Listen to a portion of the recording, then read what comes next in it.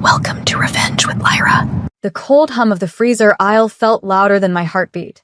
I had just turned the corner with a basket full of cereal and canned soup when I saw her, Aunt Valerie.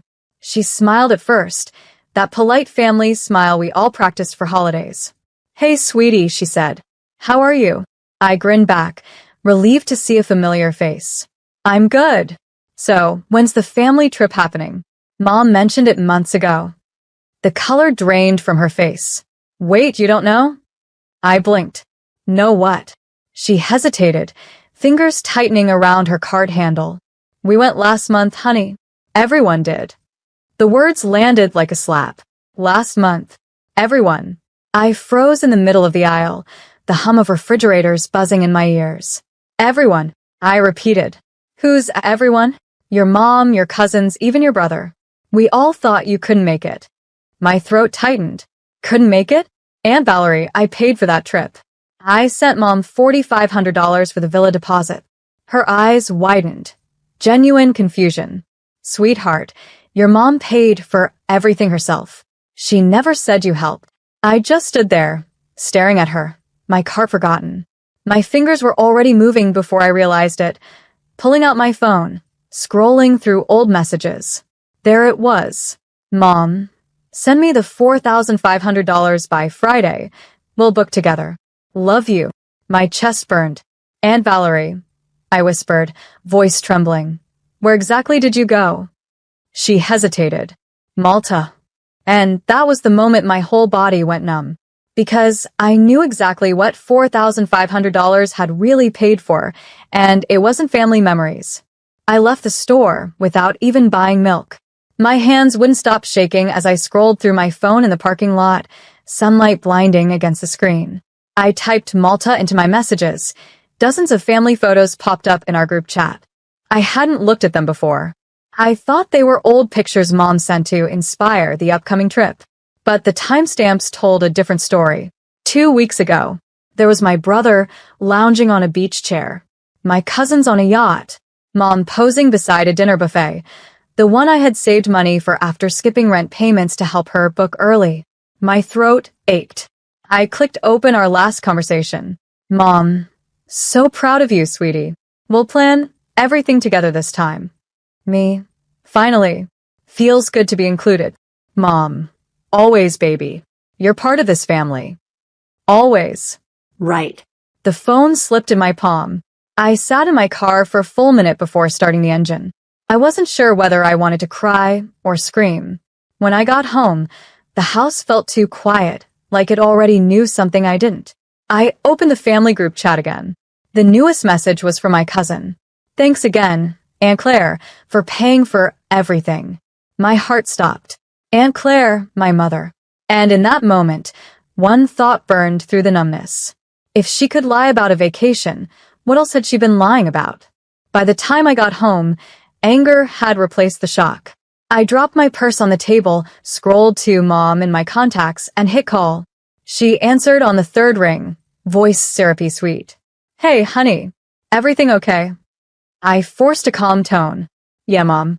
Just ran into Aunt Valerie at the store." A short pause. "Oh, how's she doing?" She's fine. Said she had a great time in Malta. Silence. Not the normal kind, the guilty kind. Finally, she laughed, fake and nervous. "Oh, you know Valerie, she exaggerates everything." "Really?" I said, voice tightening. "Because I saw photos in the family group chat. You were in half of them."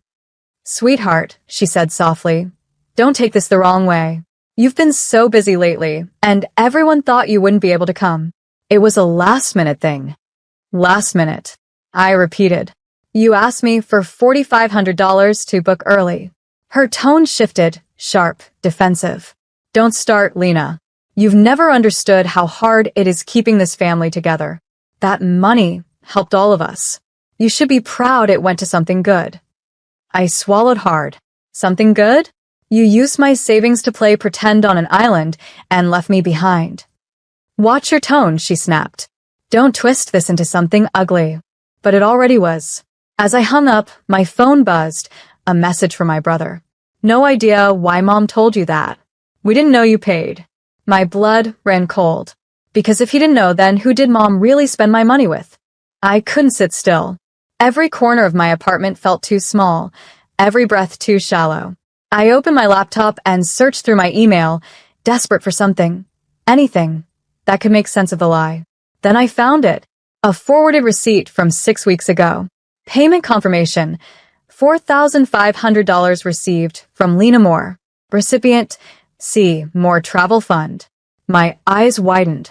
C. Moore. Mom's name was Claudia Moore, but the email address wasn't hers. It was claudia.m.events@gmail.com. She didn't even use her real account. I clicked for details. The payment had gone through PayPal. The transaction memo said, deposit for private getaway, 2 adults. 2. Not 5. Not family. I stared at the words until they blurred. My phone buzzed again. A new message from Aunt Valerie. Honey, your mom's friend Ron posted pictures from Malta too. They looked close.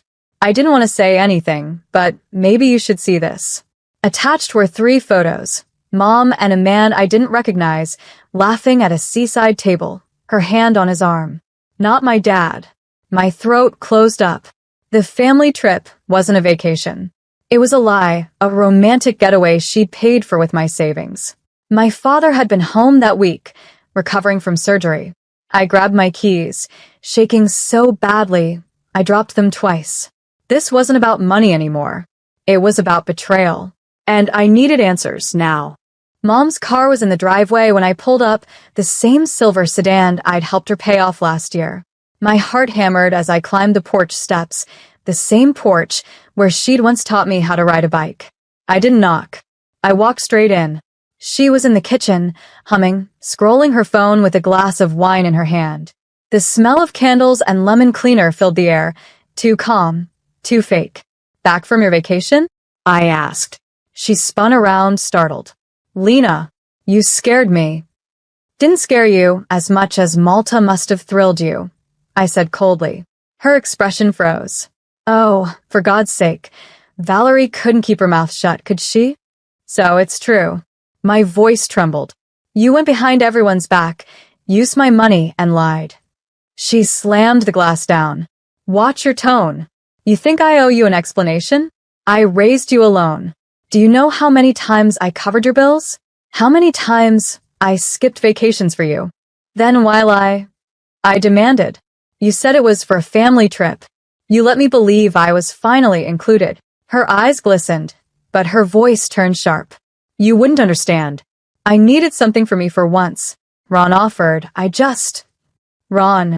The name tasted sour. Mom, I whispered. Dad was recovering from surgery that week. She looked down, voice barely a whisper. He didn't need to know. The silence that followed was worse than yelling. Because now, it wasn't just betrayal. It was cruelty. And I didn't know who my mother really was anymore. I stood there, stunned, staring at the woman who'd once been my entire world. She wouldn't even meet my eyes. Mom, I said, my voice shaking. Dad's been calling you every day, thinking you're visiting Grandma. You let him sit here, sick, wondering why you wouldn't answer. How could you?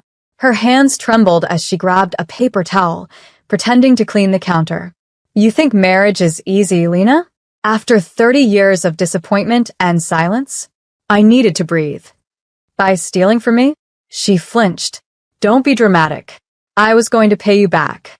Then why make up a family trip? She finally looked up, eyes flashing. Because you wouldn't have given it otherwise. You're so self-righteous, always judging me, acting like you're better. I took a step back. No, Mom. I just wanted a mother who told the truth. Her voice broke. I'm human, Lena. I made one mistake. One. I whispered. You lied, cheated, stole, and watched me believe you cared. The air between us went still, heavy, electric. Then her phone buzzed. She lunged for it, but I was faster. The screen lit up with a text. Ron. Flight was worth every cent, miss you already. Airplane, red heart. My chest clenched. You didn't even try to hide it. Her face crumpled. Please, don't tell your father. I stared at her, the woman who'd raised me, and felt something inside me snap. I won't, I said quietly, because from now on, you don't get to use my silence as protection. I drove home without remembering half the turns, the world outside blurring past in streaks of streetlights and rain. By the time I parked, my hands were stiff from gripping the wheel. I just sat there, staring at the dashboard, letting the weight of everything crush me. The betrayal wasn't just about money, it was years of quiet manipulation snapping all at once.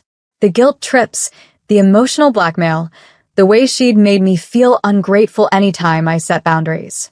My phone buzzed again. This time it was Dad. "Hey, sweetheart," he said, voice weak but warm. "Your mom's been out of town, right? She said you were helping her plan something?" My stomach twisted. "Yeah," I said softly. "Something like that." He chuckled. "I'm glad. She's been distant lately. Thought maybe she just needed a change of scenery." "Yeah," I whispered again, blinking back tears. She did. After we hung up, I stared at my reflection in the dark car window. Puffy eyes, streaked mascara, but somehow calm. Because for the first time, I finally saw the pattern. Mom's sacrifices had always come with strings. Every act of kindness had been a tool to control me. But she couldn't anymore. I opened my notes app and typed one sentence. Next paycheck. Canceled joint account access. Then another. Dad deserves the truth. The fear that had ruled my life for years started to dissolve, one decision at a time. And for the first time in a long time, I didn't feel small. I felt free. The next morning, sunlight poured through my blinds like nothing had happened. But something inside me had shifted, quietly, permanently. I drove to Dad's house after breakfast. He was in his recliner, smiling when he saw me, the oxygen machine humming softly beside him. "Morning, kiddo," he said. "Did your mom make it home yet?" I took a breath. "Not yet, Dad. But there's something you need to know." It took everything in me to say the words, the affair, the money, the lies. He didn't interrupt once. When I finished, he just nodded, eyes glistening but steady. "I always hoped I was wrong," he whispered. "But thank you for being brave enough to tell me." I squeezed his hand. "You didn't deserve that. None of us did." He smiled faintly. "Neither did you, Lena." Later, as I walked out onto the porch, a strange calm replaced the ache in my chest. The truth had hurt, but it had also healed something deeper, the illusion that I owed silence to people who betrayed me. That night, I got one final message from Mom. "I hope one day you'll understand.